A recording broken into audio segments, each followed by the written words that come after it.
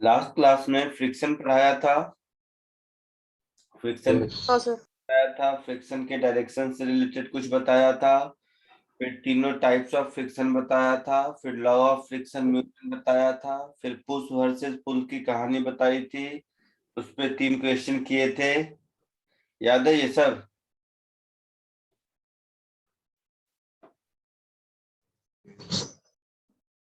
ठीक है। थ्योरी के हिसाब से फ्रिक्शन बहुत छोटा चैप्टर है, देखोगे तो थ्योरी हो गया, बट डिफरेंट प्रॉब्लम टाइप्स हैं, कुछ कुछ करा देता हूँ। और चलो, एक थ्योरी है जिसको बोलते हैं एंगल ऑफ फ्रिक्शन। बताया है क्या पहले मैंने? No sir. No sir.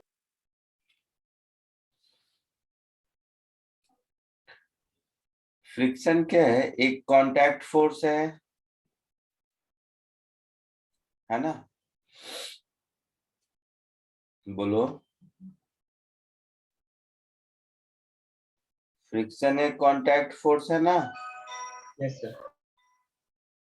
और सरफेस नॉर्मल रिएक्शन भी कांटेक्ट फोर्स है।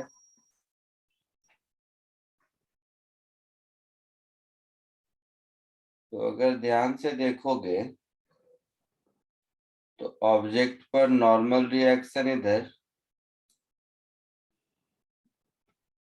और एक फ्रिक्शन इधर एक्ट करेगा।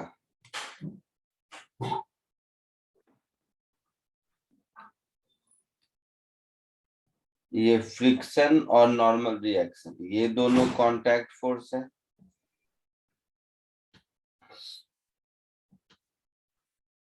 है ना?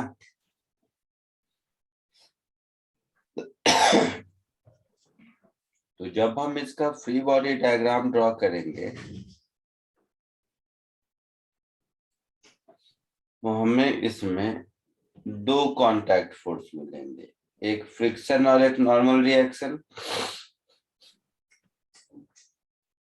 तो कोई अगर पूछे सॉरी, कि सरफेस इस ऑब्जेक्ट पर टोटल कितना फोर्स लगा रहा है, तो वो क्या होगा? इन दोनों का रिजल्टेंट होगा। हाँ सर। तो जो इन दोनों का रिजल्टेंट होगा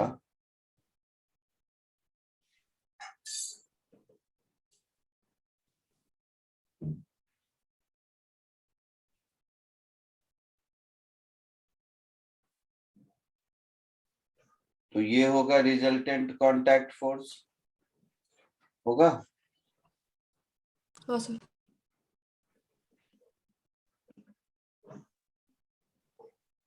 तो ये जो रिजल्टेंट कांटेक्ट फोर्स है, ये resultant contact force surface normal reaction से जितना एंगल बनाता है, इसको एंगल ऑफ फ्रिक्शन कहते हैं। जस्ट डेफिनेशन है, प्रॉब्लम सॉल्विंग में इसका कहीं कोई यूज आपको मिलेगा नहीं, लेकिन एक थ्योरी के नाम पे रहता है तो मैं बता दिया। न्यूमेरिकल सॉल्विंग में इसका कोई यूज है नहीं। वैसे कंसेप्चुअली बहुत अच्छी चीज है, कभी कभी क्या होगा कि दिमाग लगाने में आसानी होगी, बट देखते हैं वो। ठीक है, तो डेफिनेशन क्या होगा एंगल ऑफ फ्रिक्शन का? Angle between total resultant contact force and surface normal reaction. ठीक है, yes sir. So angle between resultant contact force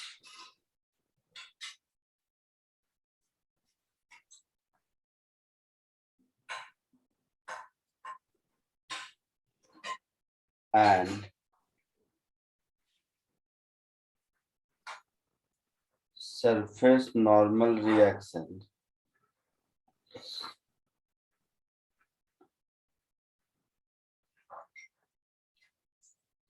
is called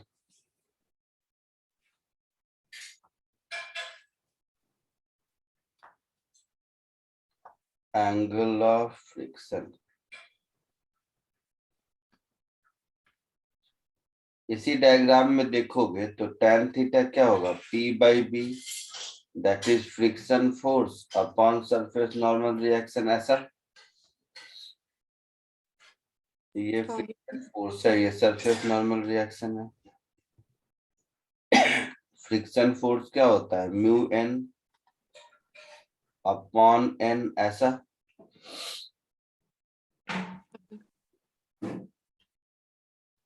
तो यहां से थीटा की वैल्यू मिलेगी tan इनवर्स म्यू।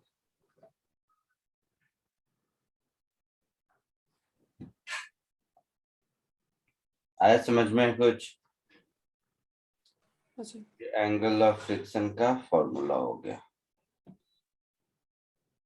एक ऐसा ही छोटा सा कॉन्सेप्ट है एंगल ऑफ रिपोज। अगेन इसकी भी कहीं जरूरत प्रॉब्लम सॉल्विंग में बहुत ज्यादा नहीं होती है, और ये बिना इस नाम के भी आप लोग जानते हो इसको, लेकिन कहीं ये वर्ड सुना हुआ मिले इसके लिए मैं बता देता हूँ। अगर सुनने को मिले तो कोई आश्चर्य ना हो, कॉमन सेंस है ये। एंगल ऑफ रिपोज क्या होता है कि जैसे इधर देखिए, ये एक हॉरिजॉन्टल सरफेस है जिसके ऊपर माउस है।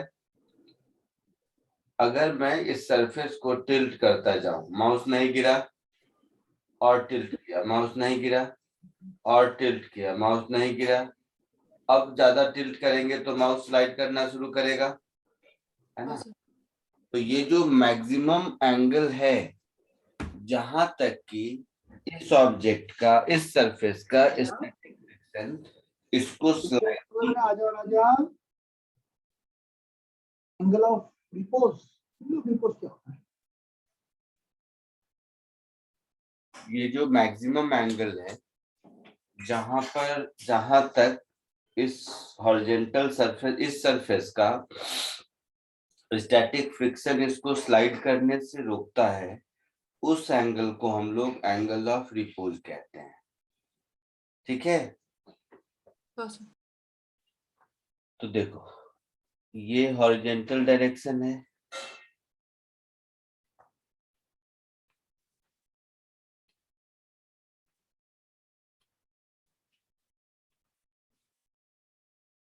और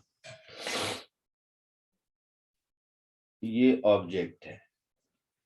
मान लो मैक्सिमम इस ऑब्जेक्ट तक इस सरफेस का स्टैटिक फ्रिक्शन इसको स्लाइड होने से रोक सकता है। तो यहां पर अगर हम देखेंगे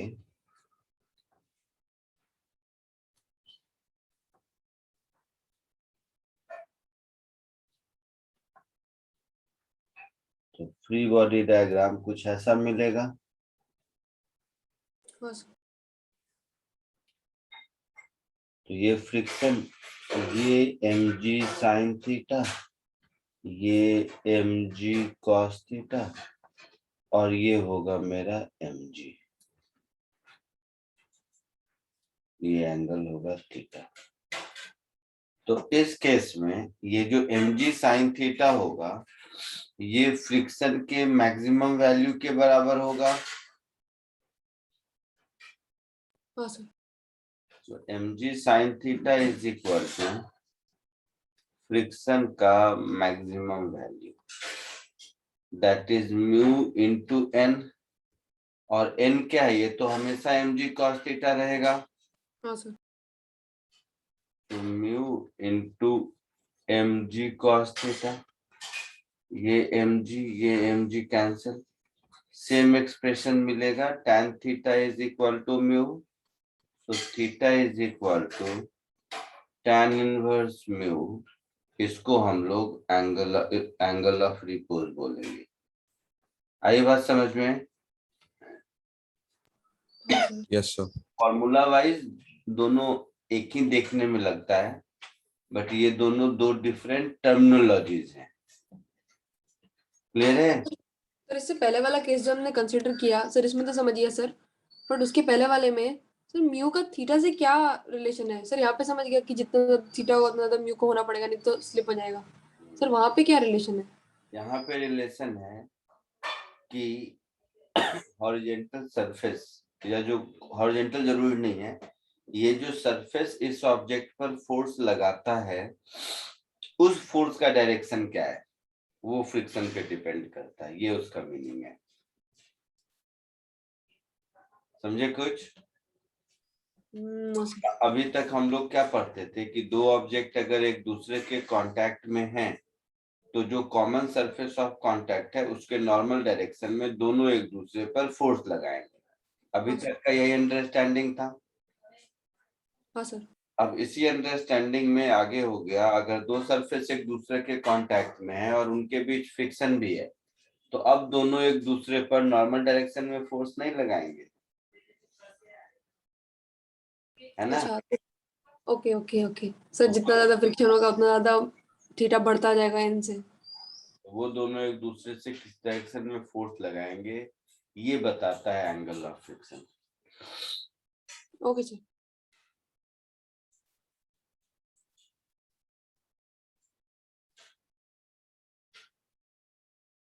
कॉपी कर लीजिए इसको।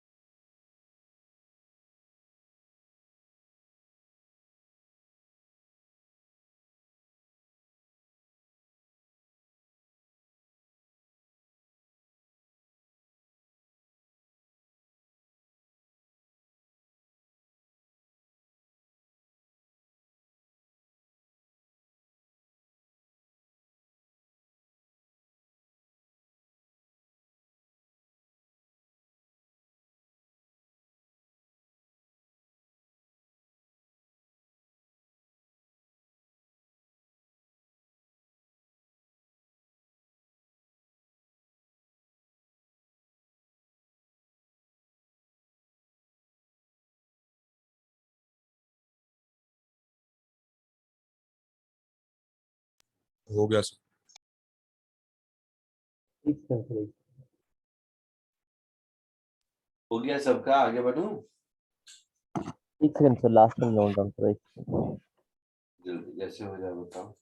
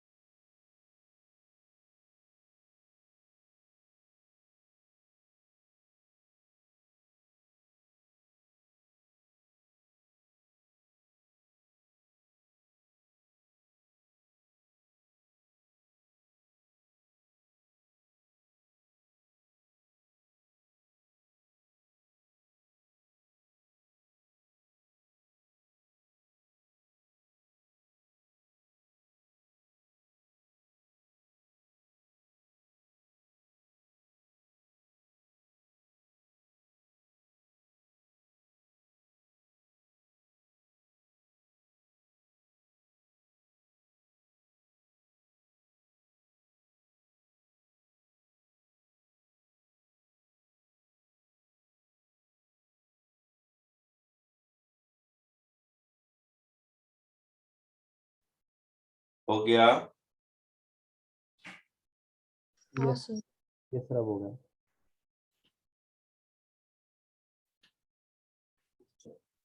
अब देखो,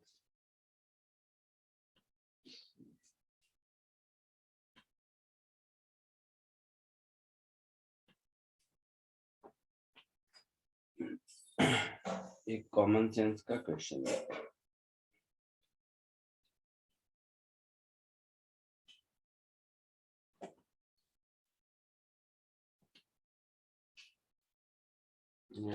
ये वाला पहले कराना है।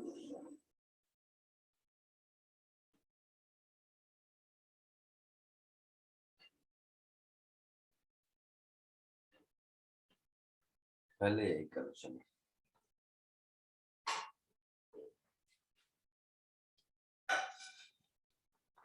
सपोज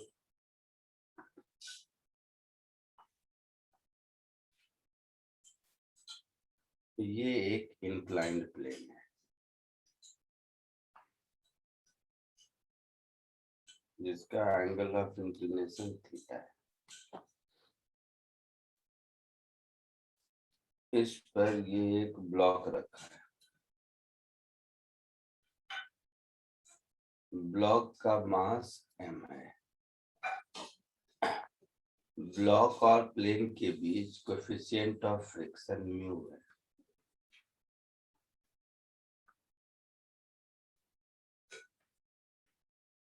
और एक फोर्स इस पर हम ऐसे लगा रहे हैं, ठीक है। हाँ sir.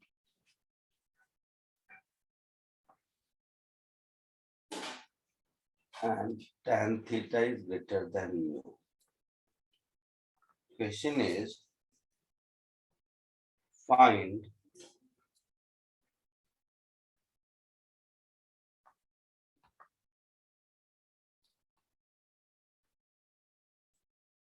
minimum force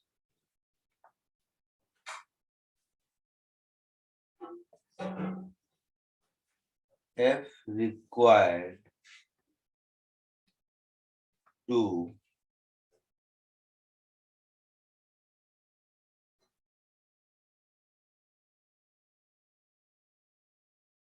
prevent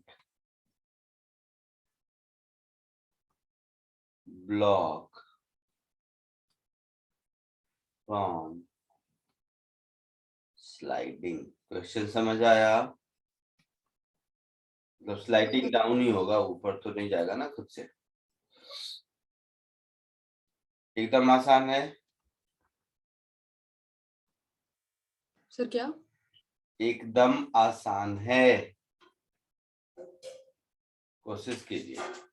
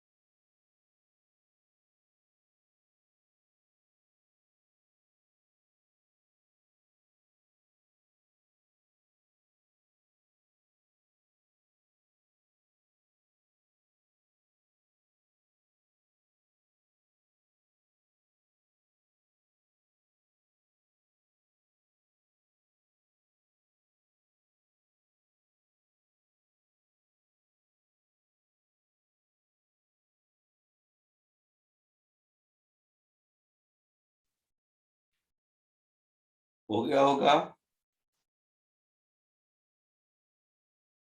sir किसके टर्म्स में चाहिए सर? कुछ काम हो गया बट समझ नहीं आ रहा सर क्या आंसर देना है। मतलब चुप कर। क्वेश्चन में क्या क्या दिया हुआ है? म्यू दिया है, हाँ एम दिया है, हाँ सर उस सब के टर्म में हो गया। थीटा दिया है। ये सर ये सर। उस सब के टर्म में ही बताना है। बोलो क्या आया? Sir M G sine theta minus mu M G cos theta. Very good. तो ये एम जी साइन थीटा होगा। हाँ सर। सरफेस नॉर्मल इधर होगा, ये सर। और अगर इसकी टेंडेंसी नीचे स्लिप होने की है तो नीचे स्लिप होने से कौन कौन अपोज कर रहा है? एक तो एफ फ्रिक्शन। और दूसरा फ्रिक्शन। यही फ्री बॉडी डायग्राम होगा ना? हाँ Yes. सर। तो नीचे नहीं स्लिप करे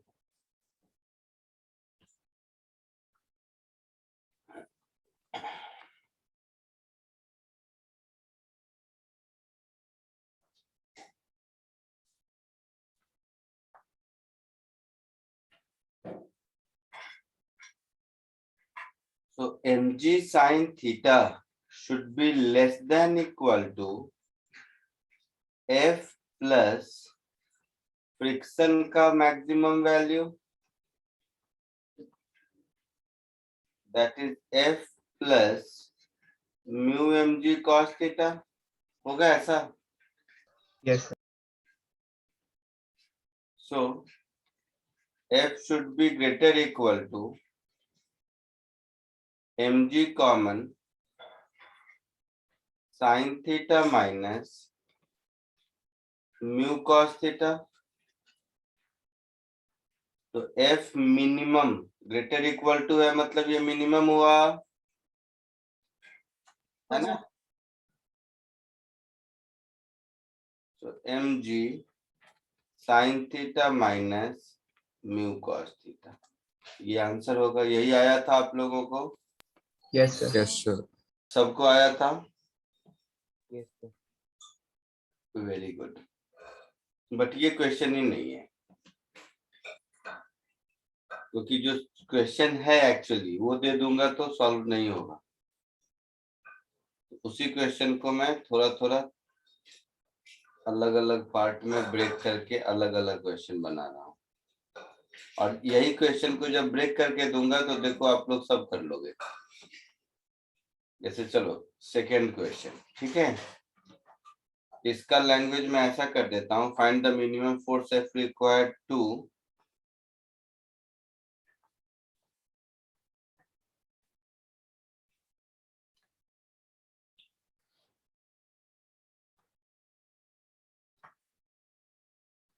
push the block up on inclined plane.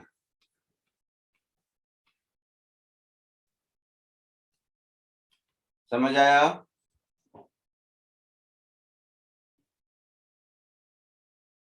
बोलो, इसको कोशिश करो।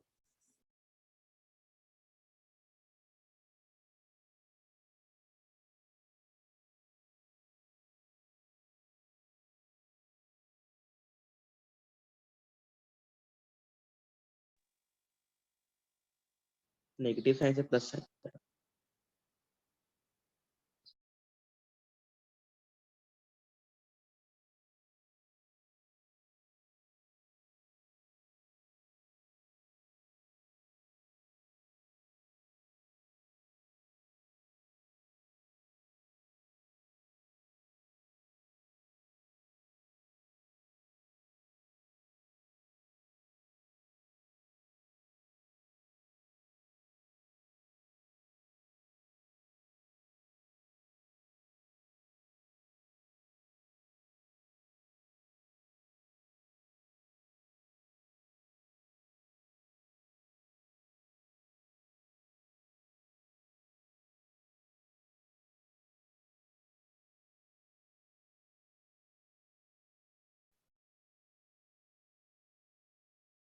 हो गया होगा सबका?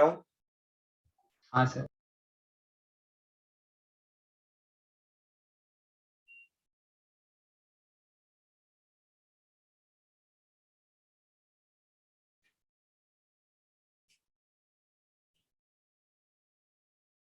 कर लिया सबने? Yes sir. Yes, sir. Yes, sir. क्या आया आंसर?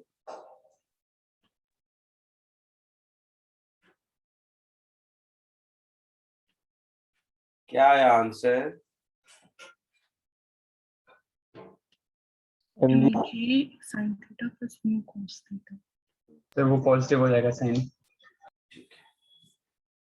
इसमें क्या है, इसकी टेंडेंसी ऊपर जाने की है, तो ये जो फ्रिक्शन है, ये फ्रिक्शन अब इधर लगेगा,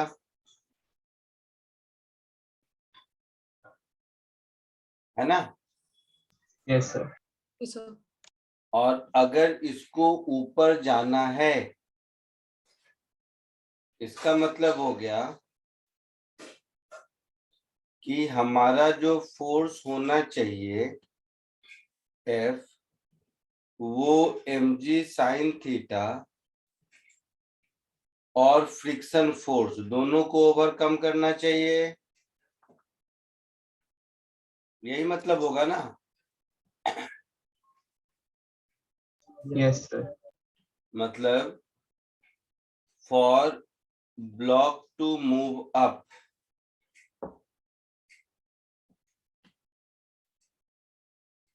so for block to move up, this F should be greater equal to mg sin theta plus friction का मैक्सिमम वैल्यू, ऐसा होगा? Yes, sir.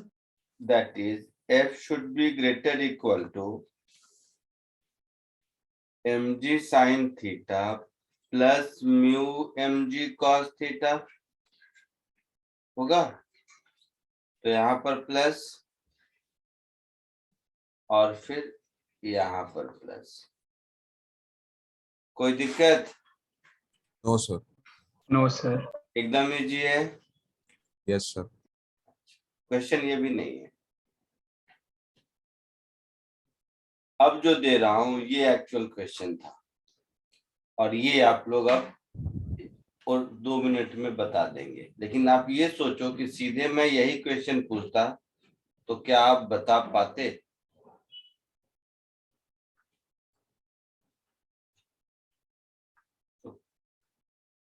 क्वेश्चन क्या है कि क्वेश्चन पर ऐसे सोचो कि पीछे वाला दोनों क्वेश्चन अगर मेरे पास होता ही नहीं,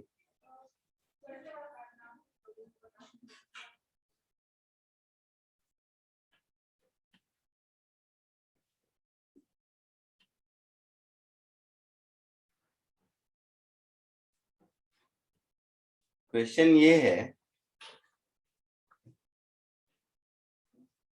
for what values of F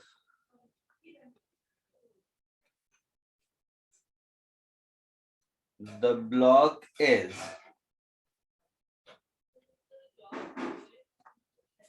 neither sliding down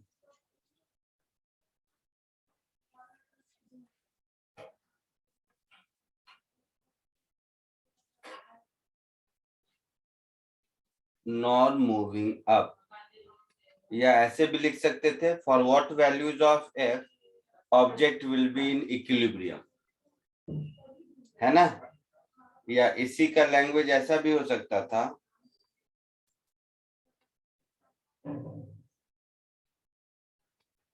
what will be the value of F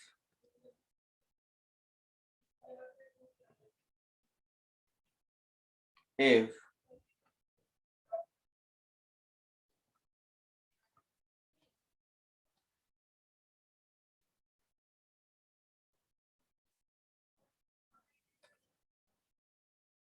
block is in equilibrium. Clear है? Okay sir. कोशिश करो।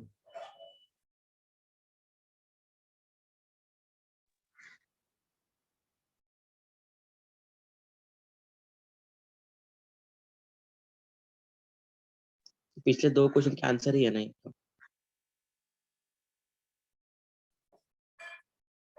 सॉरी, तो पिछले 2 क्वेश्चन जो किए थे वो उसके आंसर ये इसके आंसर है ना दोनों क्वेश्चन। मतलब 2 आंसर है ऐसा कह रहे हो? ऐसे जो 2 क्वेश्चन हमने आपने किया है कराए थे ना वो इसके आंसर यही है ना। क्या आंसर है? आंसर बोलो। 1 मिनट।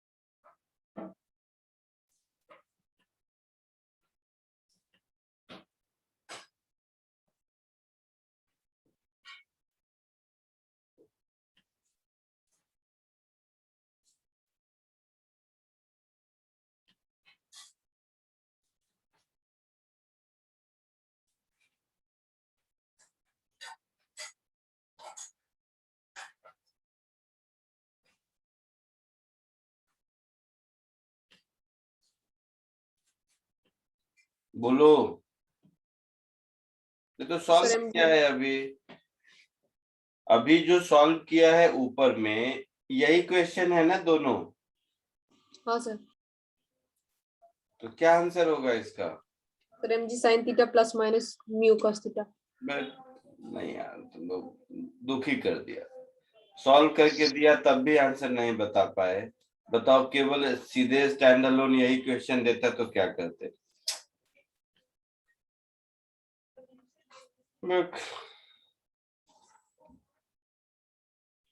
सुनो, ये क्वेश्चन है। अब क्या करेंगे? तो इस क्वेश्चन में 2 केस लेंगे। दोबारा बता रहा हूं और कुछ नहीं।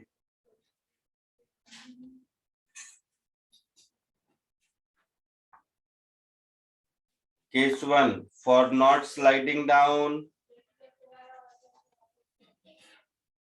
नहीं यार, तुम लोग मुझे दुखी डिसअपॉइंट कर दिया बहुत।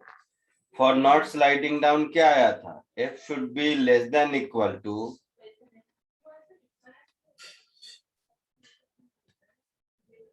mg sin theta minus mu cos theta.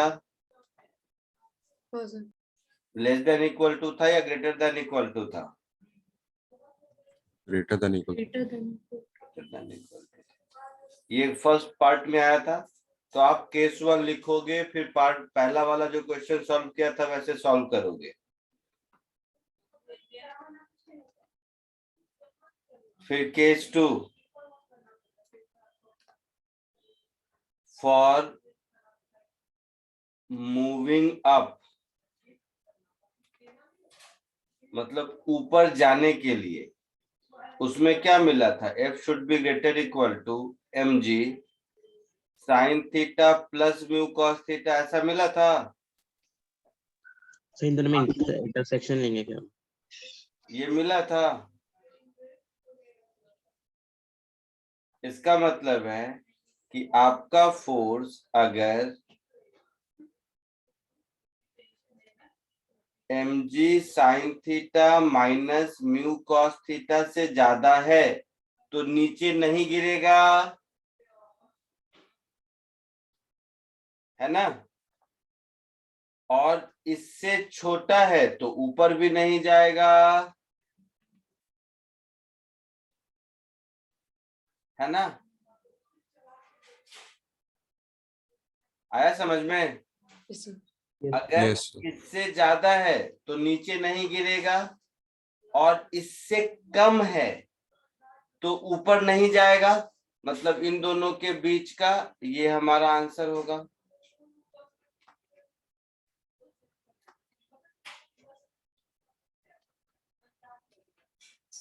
आया समझ में कुछ? Yes, sir. तो केवल यही क्वेश्चन मैं पूछ देता तो थोड़ा सा ये डिफिकल्ट होता, लेकिन ये बताने के बाद तो बोलना चाहिए था। मैं नहीं, डिसअपॉइंट किया आपने बहुत बराबर।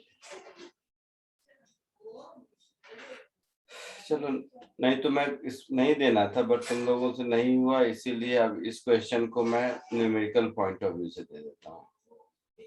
वो तो मैंने सिंबल विम्बल में कराया। तो ये क्वेश्चन है, इस क्वेश्चन को क्या करो, दो केसेस लेके, जैसे ऊपर सॉल्व किया था, होशियारी मत करो कि पुराने वाले में वैल्यू पुट कर दिया, आंसर ले आया, तुरंत बता दिए, होशियार हो गए, ऐसा नहीं।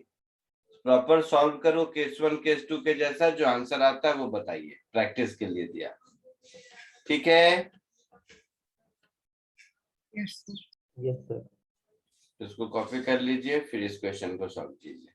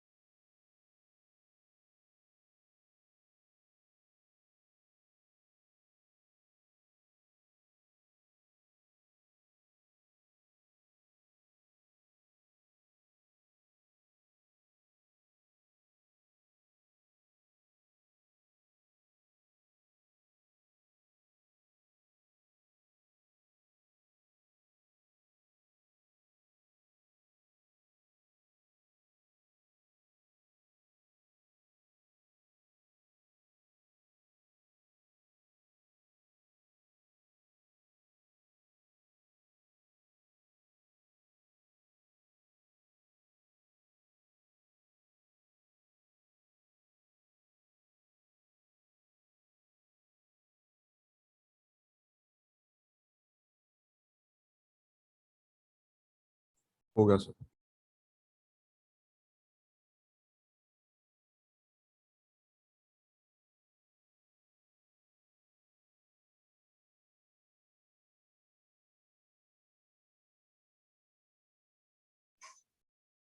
क्या आंसर आया?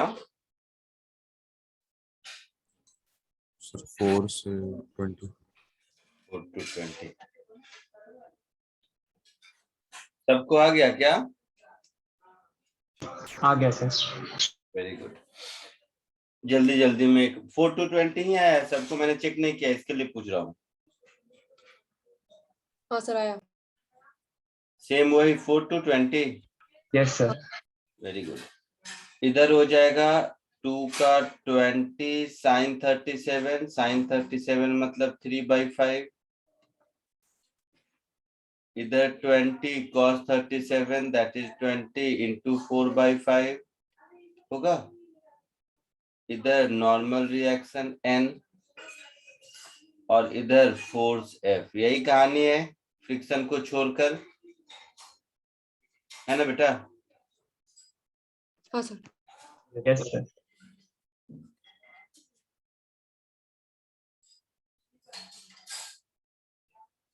12 न्यूटन।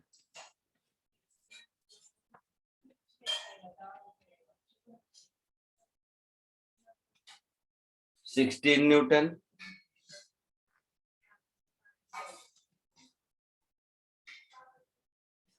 फ्रिक्शन का मैक्सिमम वैल्यू कितना होगा? 8 न्यूटन। हाँ सर।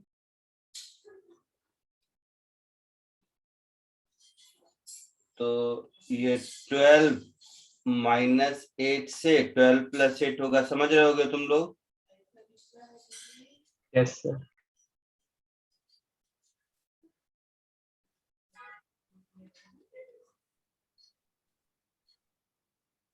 सर ये तो इक्विलिब्रियम के लिए ना, ये तो इसमें नीचे जाने के लिए मना नहीं किया हुआ है क्वेश्चन में। अच्छा नहीं दिया है क्या? सिर्फ only not move up the incline लिखा है, तो नीचे जा सकता है क्या? हाँ, does not move on the incline मतलब न नीचे जा सकता है न ऊपर जा सकता है। सर सर मैं आप लिख लिया था सर। डज नॉट मूव का क्या मतलब है? Neither up not down. Yes sir. कोई डाउट किसी को? नो। नो हो सर। सर। आगे बढ़े। Yes sir. Yes sir. चलिए एक और क्वेश्चन देखिए।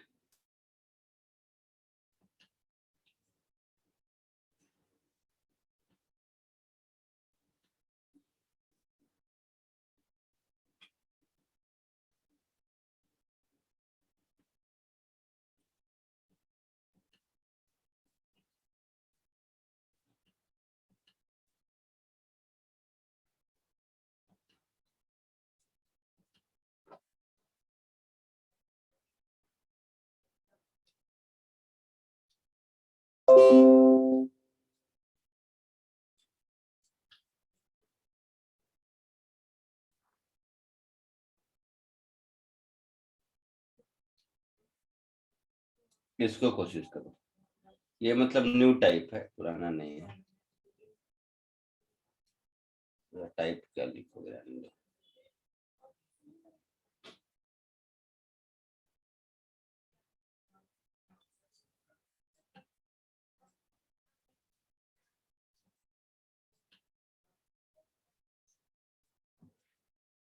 दिख रहा है सबको? Yes sir. कोशिश कीजिए।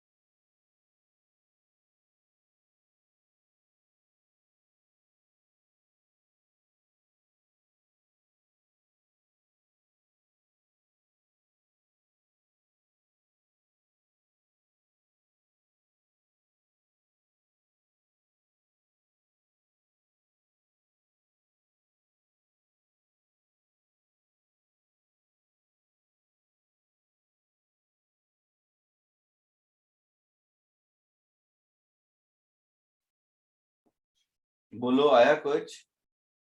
सर एक सेकंड रुको। जैसे ही है आवाज देना।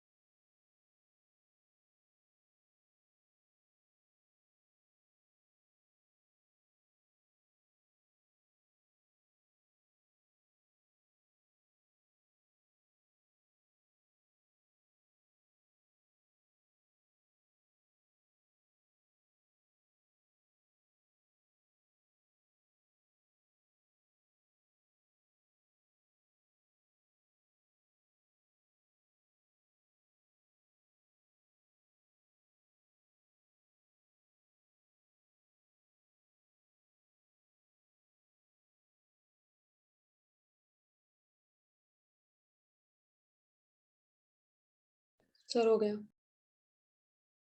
हो गया sir.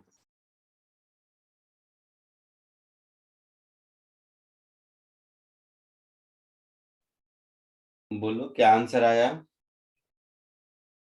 Sir acceleration 3.6, normal 1.6। 1.6। Yes, sir. Oh yeah. Very good, सही आया है दोनों। पहले ये बताओ, दोनों साथ साथ जाएगा ऐसा आपने मान लिया? हाँ सर, साथ में। ठीक किया। फ्री बॉडी डायग्राम एक बार देख लेते हैं। ये 1 kg का, ये 2 kg का। 1 kg वाले पर 10 sin 37 इधर लगेगा,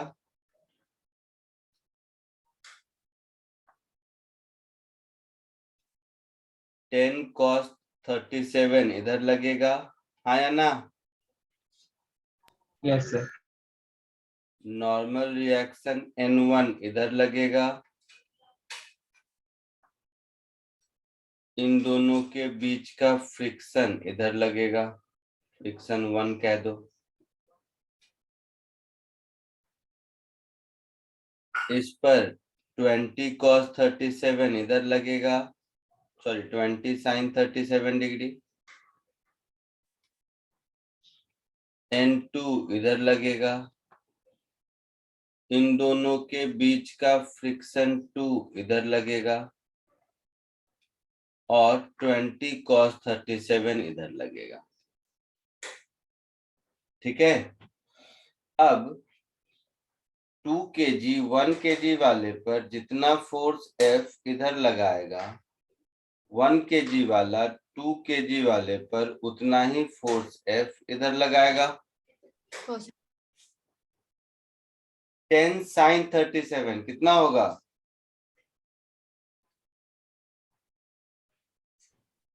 6। 10 cos 37 कितना होगा? 8। μ1 0.5 है हाँ ना? सर।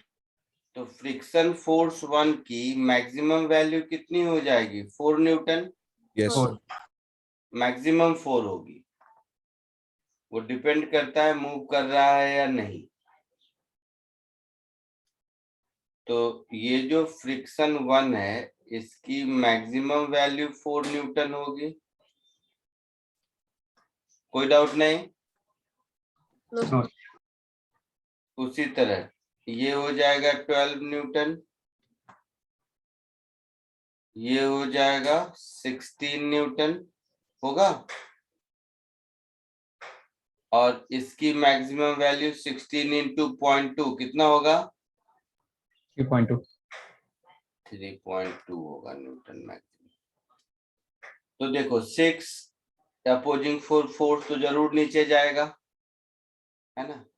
यहाँ भी 12, ये 3.2 जरूर नीचे जाएगा। तो मान लो ये ए एक्सीलरेशन से नीचे जा रहा है और ये भी ए एक्सीलरेशन से नीचे जा रहा है। तो अब मैं इसको ऐसे लिखूंगा 6 plus F minus 4 is a, और इसको लिखूंगा 12 minus F minus 3.2 is 2a। कोई डाउट?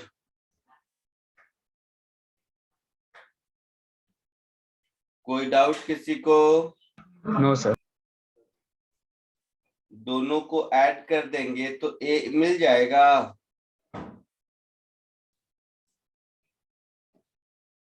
दोनों को ऐड कर दोगे तो ए मिल जाएगा। Yes sir, yes sir. तो 12 प्लस 6 18, 18 माइनस जो भी है।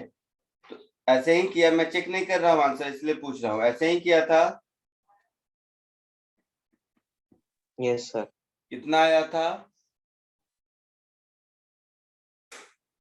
सर ए आया 3.6 तो 3.6 मीटर पर सेकेंड स्क्वायर ए, और एफ कितना आया?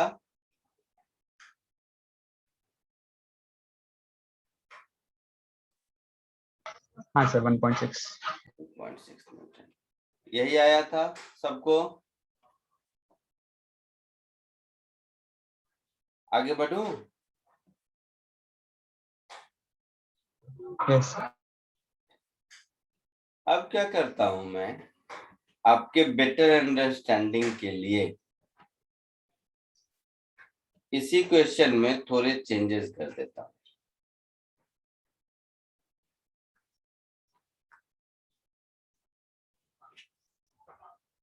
व्हाइटनर लगा देता हूं यहाँ पर, और इस वैल्यू को उल्टा कर देता हूं। मतलब μ1 μ2 पहले 0.2 था ना, यस सर और μ1 0.5, हाँ सर तो इसको 0.5 कर दिया और इसको 0.2 कर दिया। अब सॉल्व कीजिए। ऊपर वाला कॉपी करना है किसी को? यस सर, एक बार देखा था।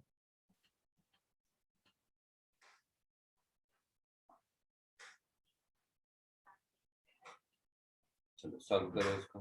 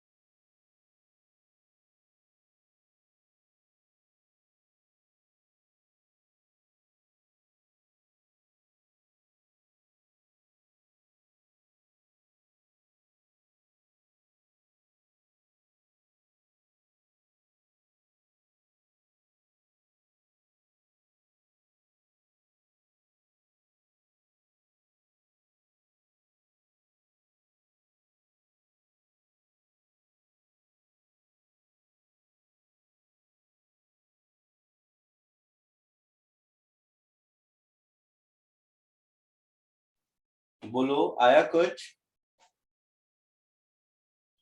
Yes, sir. क्या आया? Sir, acceleration 4.133.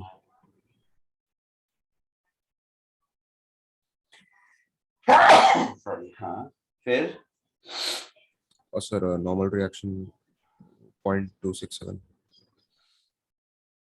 दोनों गलत है। तो मुझे Sir, नॉर्मल 2 and नेगेटिव 4. 4.4 और 2.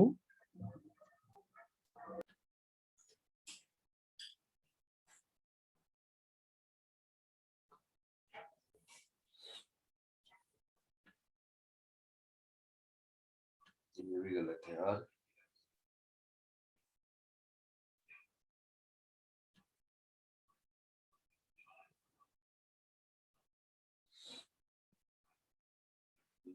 तुम लोग में कुछ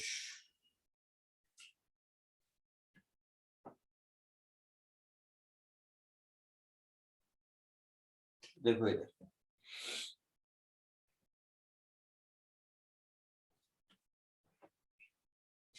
जहां भी क्लर्कियल काम होता है ना, वैल्यू पुट करना, कुछ निकालना, वो सब तुम लोग करते हो। और जहां भी 2 पैसे का दिमाग लगाना होता है वहां तुम लोग रोने लग जाते हो। ये हाल है। 1 kg का फ्री बॉडी डायग्राम ड्रॉ करो। किया था अभी हम लोगों ने।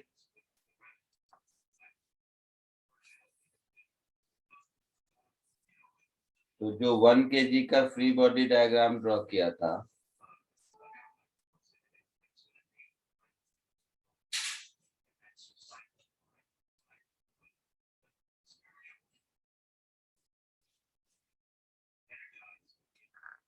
ये कितना आया था डाउन द इंक्लाइन? जल्दी बोलो फटाफट।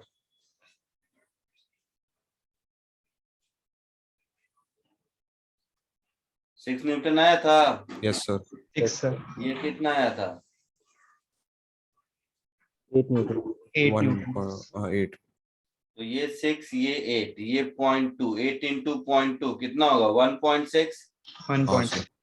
तो ये मैक्सिमम 1.6 हो सकता है। ठीक है। हाँ सर।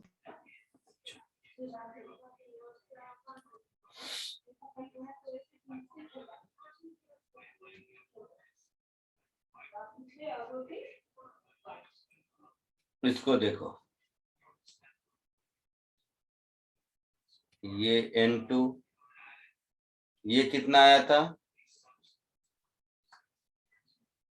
16.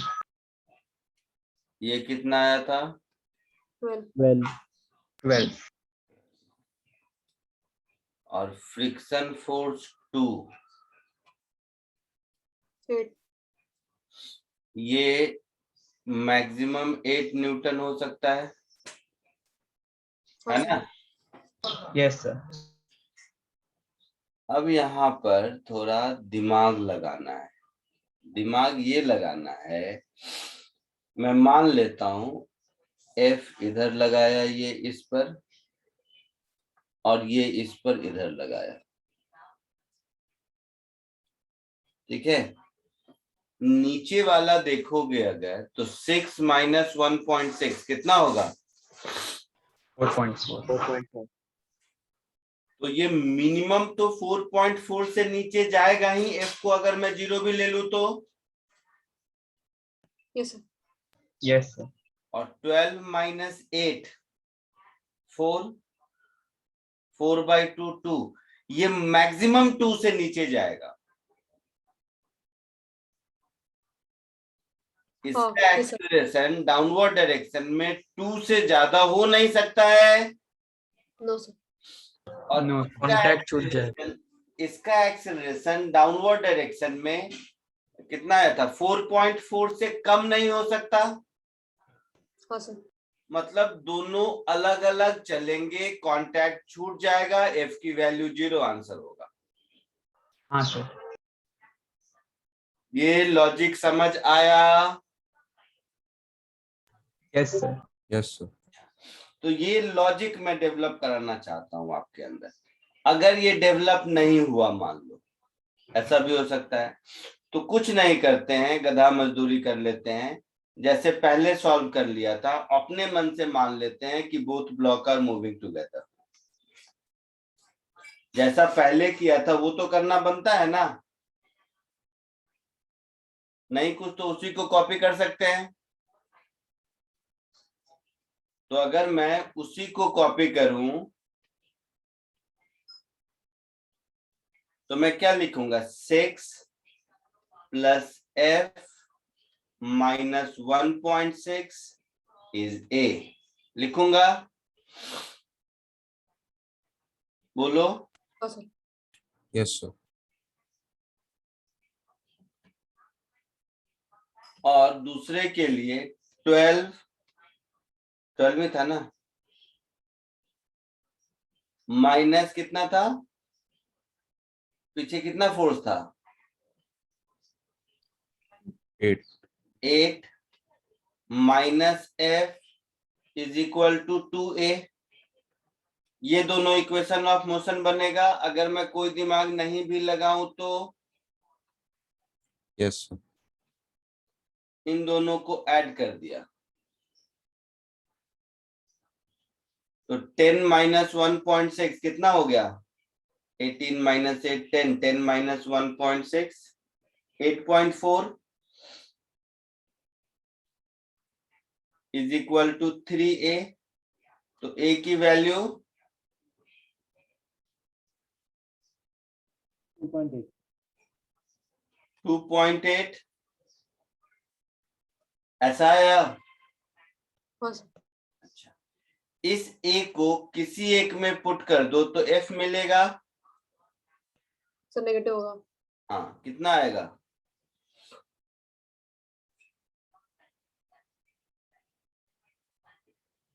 वन पॉइंट -1.8 माइनस 1.6 6 जो भी है। तो ये नेगेटिव है। जैसे ही मैं नॉर्मली सॉल्व करता गया बिना दिमाग लगा के, यहाँ नेगेटिव आया, वैसे ही हमें अलर्ट हो जाना है, क्योंकि दो ऑब्जेक्ट के बीच का कांटेक्ट फोर्स या तो 0 होगा या कुछ पॉजिटिव होगा। नेगेटिव तो होने का मतलब नहीं है। हाँ सर। तो since contact force is negative, hence यहीं से हम अंदाजा लगा लेंगे कि बोथ objects are not in contact with each other. Clear है?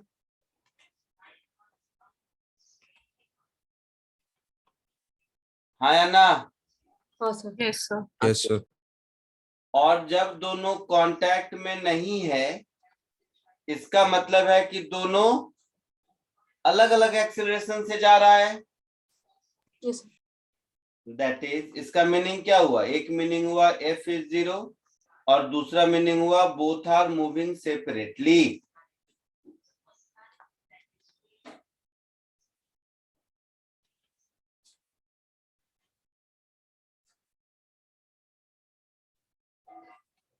ठीक है?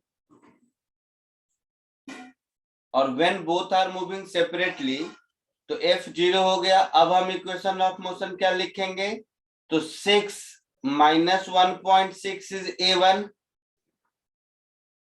Yes sir. कितना आ गया,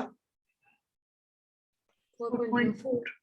तो पहले वाले ब्लॉक का एक्सेलरेशन 4.4 होगा, दूसरे का क्या आएगा, 12 माइनस 8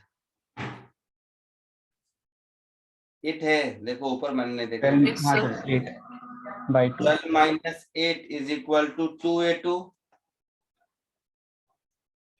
तो a2 क्या हो जाएगा, 2 मीटर पर सेकेंड स्क्वायर।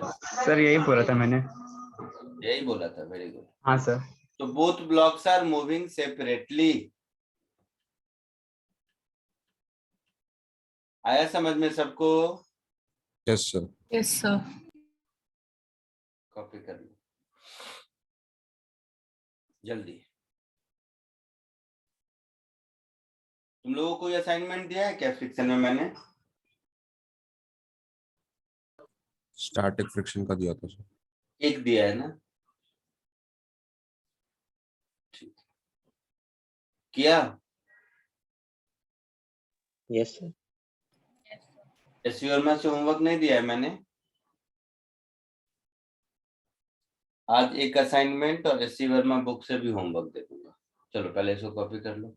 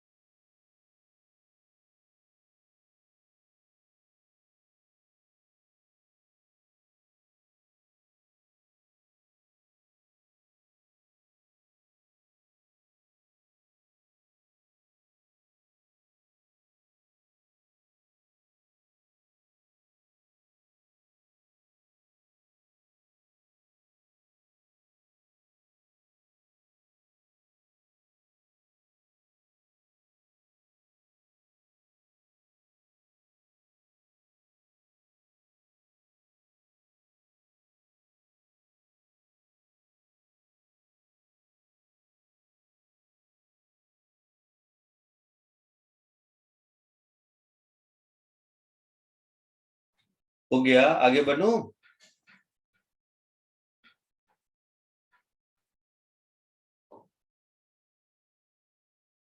आगे बढ़ूं? Yes sir. Yes sir.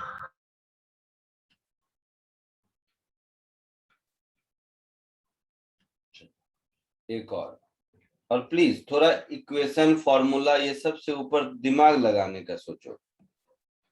क्या है, मैं पहले भी बोल रहा हूँ, फॉर्मूला में वैल्यू पुट करके आंसर लाने वाला काम हर कोई कर लेगा, वो कोई मतलब उसमें रॉकेट साइंस नहीं है। जैसे अगर आप मेरे से पूछेंगे ना, चलिए देखिए एक चीज दिखाऊं, आप लोग चूंकि अब इतना कर लिए हो, दोनों मतलब जितने भी क्वेश्चन अभी तक किए हो ना, सबको ओरली कर सकते हैं। जैसे ये वाला था, अब तो तुम लोग अगर लिखे हो, तुम लोग लिखे हो, सब लोगों ने प्रॉपरली लिखा है तो मेरी बात समझ पाओगे। हाँ सर। सर अच्छे से लिखा है। हाँ सर अच्छे से। अच्छे से लिखा है। अब जो मैं बोलता हूं ना एकदम सत्यनारायण भगवान की कथा की तरह सुनो ओरली। कोई भी ब्लॉक अगर इंक्लाइंड प्लेन पर मूव कर रहा है खुद के वेट की वजह से, तो उसका एक्सेलरेशन हमेशा जी sine theta minus mu g cos theta होगा, चाहे कुछ भी मास हो। हाँ सर। Yes sir. पक्का? तो जी हाँ, sine sir. Theta minus sir अगर कोई मतलब नॉर्मल फोर्स नहीं रखा उस पे तो इंक्लाइंड प्लेन पर कोई भी ऑब्जेक्ट रखा हुआ है, ठीक है, स्टेप बाय स्टेप समझो। इंक्लाइंड प्लेन पर कोई भी ऑब्जेक्ट रखा हुआ है और अगर वो नीचे आ रहा है तो उसका एक्सेलरेशन, अगर फ्रिक्शन नहीं होता तो जी साइन थीटा बोलते हैं। चलो एक स्टेप पीछे चलते हैं। अगर कोई ऑब्जेक्ट इंक्लाइंड प्लेन पर रख दो, फ्रिक्शन नहीं है, तो कितने एक्सेलरेशन से नीचे आएगा? G sine theta. G sine theta अगर फ्रिक्शन है तब कितने से नीचे आएगा? G sine g theta sine theta minus mu g minus cos theta. Mu cos theta. Minus mu g cos theta. ठीक है, स्क्रीन पर क्वेश्चन नंबर 1 दिख रहा है, हाँ सर। जिसमें हाँ blue सर। है। उसमें मास कुछ भी हो नहीं मतलब है, जो ब्लॉक आगे है उसका एक्सेलरेशन, नेचुरल एक्सेलरेशन 2 kg पीछे रहता नहीं रहता नहीं मतलब है, कितना होता? जी साइन 37 माइनस 0.5 जी कॉस 37, यस हाँ सर। और पीछे वाले का कितना रहता है? जी साइन 37 माइनस 0.2 जी कॉस 37। Yes sir. तो Yes, ज्यादा sir. किसका रहता, पीछे वाले का या आगे वाले का? पीछे वाले का। पीछे वाले का। तो पीछे वाला आगे वाले को जंप करके तो नहीं आएगा ना, नहीं सर। तो पीछे वाला और वो आगे वाला को और पुश कर रहा होगा और दोनों साथ साथ आ रहे होंगे। हाँ सर। हाँ सर। तो both are moving with common acceleration. Yes sir. Yes sir. और मैं प्रॉपर सॉल्व भी कर दूंगा, बट मैं लॉजिकली अभी और बता रहा हूं। अब दूसरे में देखो, दूसरे में आगे वाले का एक्सेलरेशन आई मीन इंडिपेंडेंटली कितना होता? जी साइन थीटा माइनस 0.2 जी कॉस थीटा, हाँ सर। और पीछे वाले का जी साइन थीटा माइनस 0.5 जी कॉस थीटा। हाँ सर।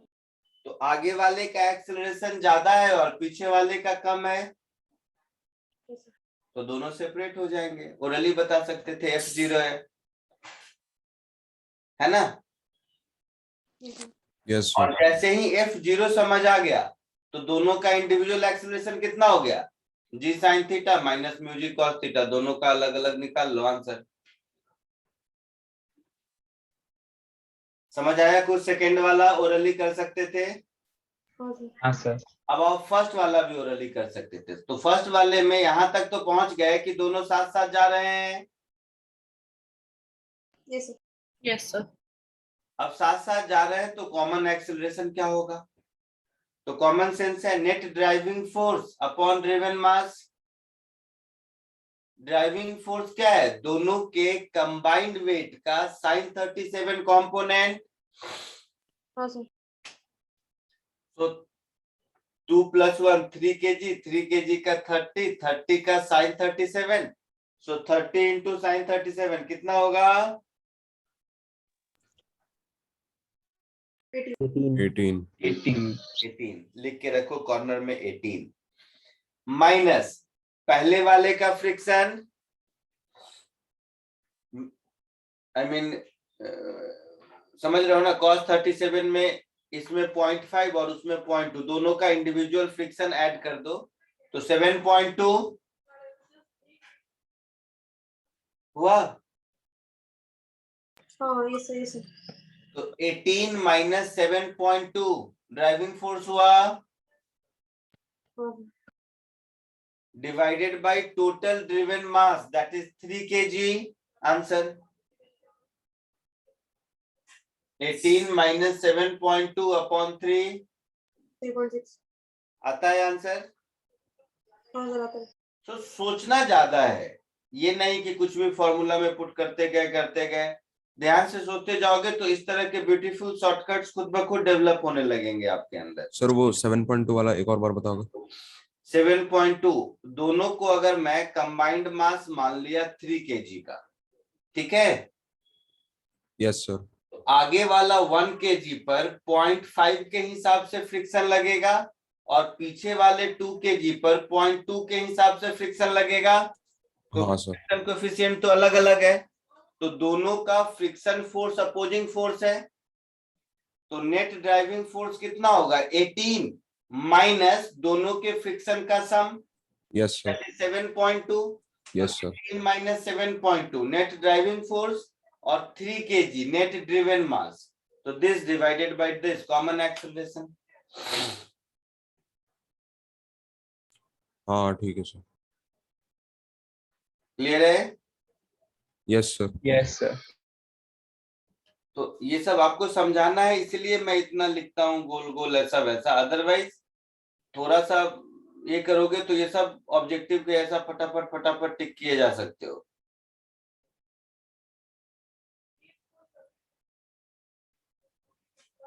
नंबर कौन सा होगा, 4th होगा कि 3rd होगा, पता नहीं कौन सा नंबरिंग लिख किए जा रहा हूँ, कभी 1 2 3 लिखता हूँ, कभी कुछ भी। चलो एक बार इसको कोशिश करो और थोड़ा दिमाग लगा के, क्वेश्चन बहुत चिंदी है लेकिन दिमाग लगाना है।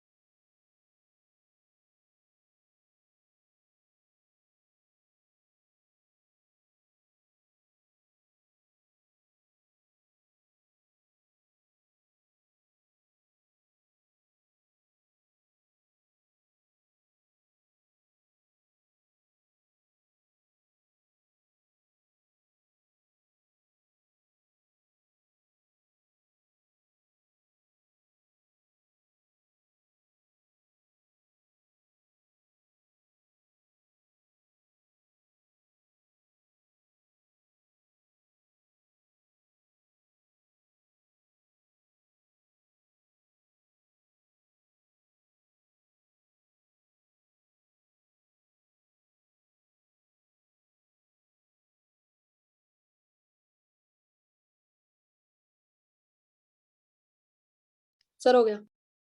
हो गया? हाँ सर। क्या हुआ बताओ अब। सर वो लीनियर ग्राफ आएगा लेकिन ओरिजिन से नहीं आएगा, एफ के एक पॉइंट के बाद वो लीनियर होगा। वही सर, लाइक पहले वो जो जो जैसे सपोज वो स्टैटिक फ्रिक्शन पहले उसको ओवरकम करने में लगाएगा, उसके बाद टेंशन बढ़ना स्टार्ट हाँ होगा। सर। उसके बाद टेंशन बढ़ेगा। Very good. तो ये इसको मैं ऐसे करता हूं।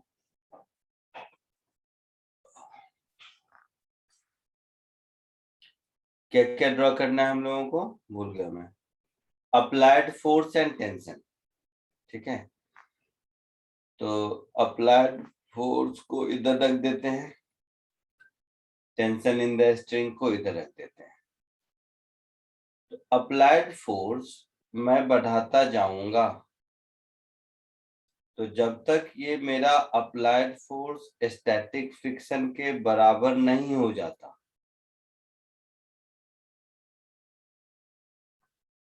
तब तक टेंशन 0 रहेगा। हाँ सर। Yes sir. एक्चुअल में टेंशन क्या होगा, F is equal to friction plus tension, ऐसा रहेगा। हाँ सर। Yes sir. तो टेंशन T मेरा होगा F माइनस फ्रिक्शन, यही होगा ना। तो F और टेंशन नेगेटिव नहीं हो सकता। हाँ सर। तो यहां से मैं इसको मतलब मैथमेटिकली करने जाओ तो दो केस लिखूंगा। एक, if F is less than equal to friction force का मैक्सिमम वैल्यू, तो टेंशन नेगेटिव आएगा, which doesn't make any sense. तो उसमें टेंशन 0 रहेगा। हाँ सर। और अगर F greater than equal to friction force का मैक्सिमम वैल्यू, तो उस केस में टेंशन ये स्ट्रेट लाइन के जैसा इंक्रीज करेगा,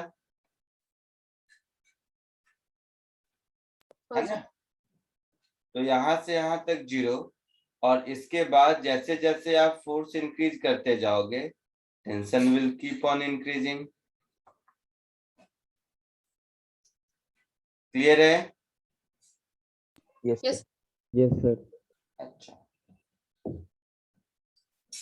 बट एक इसमें चीज, पूछनी थी, हाँ, बोलो बोलो बोलो।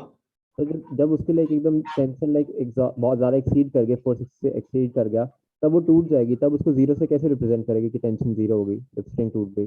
ठीक से बोलो, फिर से बोलो। तो लाइक जब फोर्स बहुत ज्यादा हो जाएगी, एफ बहुत लाइक बड़ा हो जाएगा, तब लाइक टेंशन से ज्यादा, वो टेंशन से ज्यादा हो जाएगा, तो फिर स्प्रिंग ब्रेक कर जाएगी, तो टेंशन जीरो हो जाएगी। उसको कैसे रिप्रेजेंट करेंगे ग्राफ पे? क्या फ्रिक्शन से ज्यादा हो जाएगा तो टेंशन स्ट्रिंग सर ब्रेक करेगा, ऐसा कह रहे हो? सर अगर फोर्स लाइक बहुत ज्यादा मतलब एफ का वैल्यू मतलब इंक्रीज होते जा रहे तो मतलब एक टाइम पे ऐसा इंक्रीज होगा कि स्ट्रिंग टूट जाएगा ना, तो टेंशन तब जीरो हो जाएगा। हाँ, तो जब टूटेगा तब देखेंगे। आइडियल स्ट्रिंग में कहीं भी हम लोग स्ट्रिंग का टूटना तो नहीं पढ़े हैं अभी तक, पढ़े हैं क्या?